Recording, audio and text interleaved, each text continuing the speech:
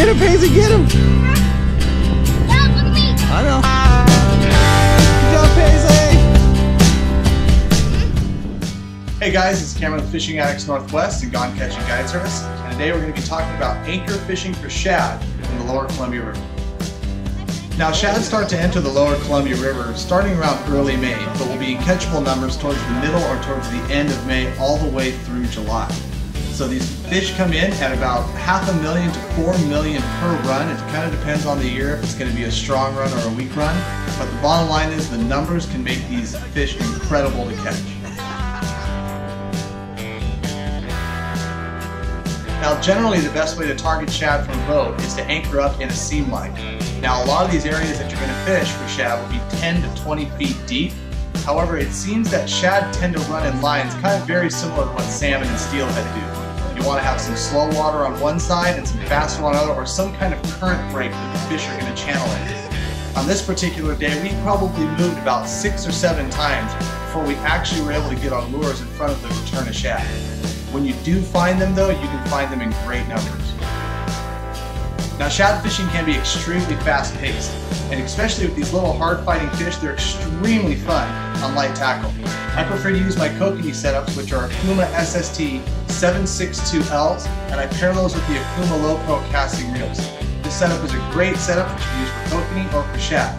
One thing I will say though is when you're targeting shad, make sure you're using this little bit heavier main line, maybe like a 15 pound, or I prefer a 30 pound tough line, and make sure that your leaders are at least a minimum 10 pound test. These fish can pull extremely hard in the current, and you can get some fairly big shad, you know, up to about 4 pounds. And also, you occasionally can end up catching a salmon or steelhead. So you want to make sure that you're not going to be undergunned for that. Now, a basic shad setup is just going to include a sliding weight drop rig here that I have attached to a swivel and a bead and then a small bead chain. And these dropper lengths are going to vary between 18 and 36 inches. Now, some locations you're going to want to fish your lure a little closer to the bottom, and some they're going to want to be a little more off the bottom. It also depends on how far you bounce it back.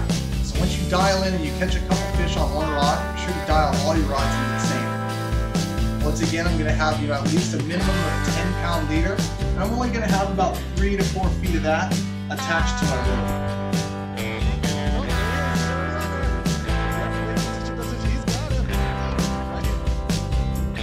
Now, I prefer using 2 to 4 ounces of lead, but just make sure that whatever lead that you end up using, you're enough to where you can feel the bottom every time you lift the rod.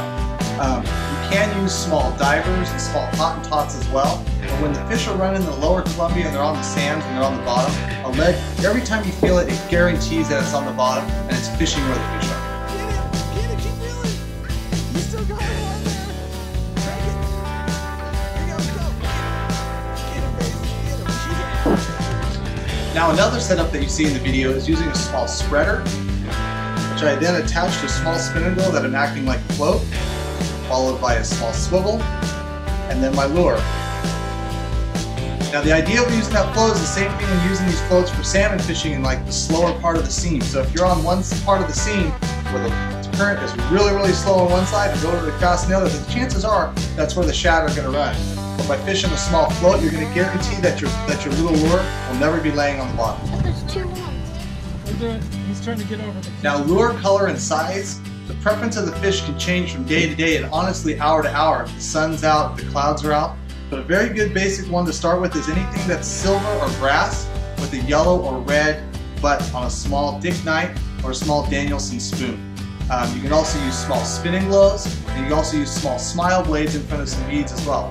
People will even use a small gold or a small brass swivel that has a small sidewash hook attached to it. So you really can vary what you're going to do when you're using these for shad, as long as there's a little bit of shape or a little bit of spin or a little bit of wiggle or something to catch their eye, they'll snap at it. Now, a couple tips that can help you if you're not the boat that's particularly catching the shad and you're seeing shad caught around you.